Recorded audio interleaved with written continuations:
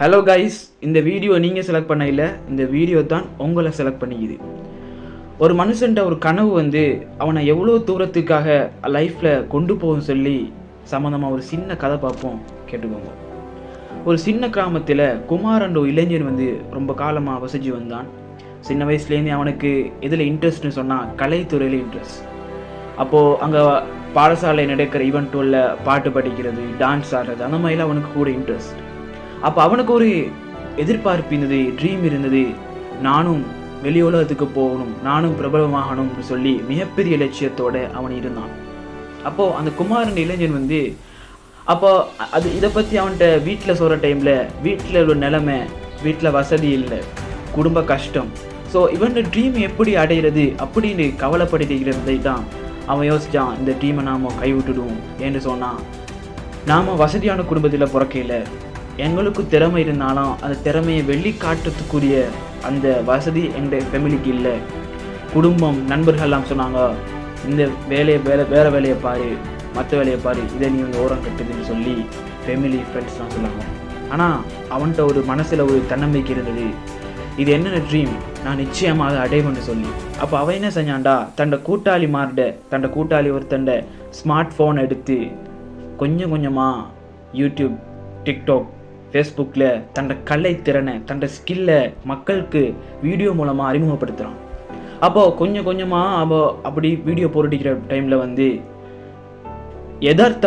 எதர்ச்சியாக அந்த வீடியோவை ஒரு டிரெக்டர் பார்க்குறாரு. ஒரு படத்தை தயாரிக்கிற டிரெக்டர் அந்த வீடியோ பார்க்குறாரு. பார்த்த உடனே அந்த இளைஞன்கிட்ட டிரெக்டராக கான்டாக்ட் பண்ணி சொல்கிறாரு, உன்னுடைய கலை, அந்த திறன் எனக்கு ரொம்ப பிடிச்சிக்குது, நீ நல்லா நடிக்கிறா, நல்லா பாட்டு படிக்கிறா, நீ என்னோடவா மீட் பண்ணி நாங்கள் சேர்ந்து ஒர்க் பண்ணுவோம்னு சொல்லி. ஸோ இந்த கதையிலேருந்து என்ன விளங்குன்னு சொன்னால், எல்லாம் சொன்னாங்க இவனுக்கு, உன்னோட கனவை மறந்துடு, இந்த கனவு நீ சரிப்பட்டு வராது, உன்னோட ஃபேமிலிக்கு இது சரிப்பட்டு வராது. நண்பர்கள் சொன்னாங்க, இந்த கனவை நீ மறந்துட்டு வேறு வேலை பாரு. ஸோ அந்த கனவை சுமந்த இளைஞன் நம்புனா என்னால் சாதிக்க முடியும்னு சொல்லி.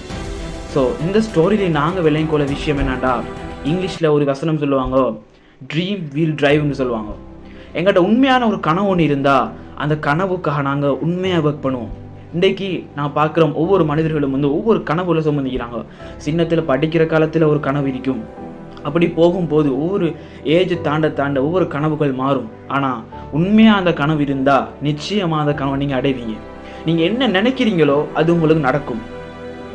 நீங்கள் என்ன நினைக்கிறீங்களோ அந்த விஷயம் உங்களுக்கு நடக்கும் நண்பர்களே. ஸோ நீங்கள் எதிர்காலத்தில் என்னவாக போகிறீங்க, இன்றைக்கு நம்மளோட ப்ரெசன்ட் இப்போ இருக்குது, நிகழ்காலம் இப்போ எனக்கு ஒரு கஷ்டமாக இருக்குது, ஆனால் இந்த ஃபேமிலி சிச்சுவேஷன் என்னால் அடுத்த லெவலுக்கு எடுத்துகிட்டு போக இயலாத மாட்டேங்குது, என் கனவை அடுத்த லெவலுக்கு எடுத்துகிட்டு போகிறது கஷ்டமாக இருக்குது அப்படி நீ நினச்சிங்கன்னு சொன்னால், ஷுவராக சொல்கிறேன், நிச்சயமாக சொல்கிறேன், உங்களோட கனவை நீங்கள் முயற்சி செஞ்சுட்டு இருக்கீங்க. ஏதோ ஒரு வழியில் கடவுள் உங்களுக்கு அந்த திறமையை, அந்த வாய்ப்பை தருவான். ஓகே நண்பர்களே, நீங்கள் உங்களோட கனவுக்காக முயற்சி செய்யும் போது உங்களோட உலகம், உங்களோட நண்பர்கள், உங்களோட குடும்பம் எல்லாம் எதிர்த்தாலும் உங்களுக்கு கிடைக்க வேண்டியது கிடைச்சி தரும் நண்பர்களே. அடுத்த வீடியோவில் சந்திப்போம். நன்றி.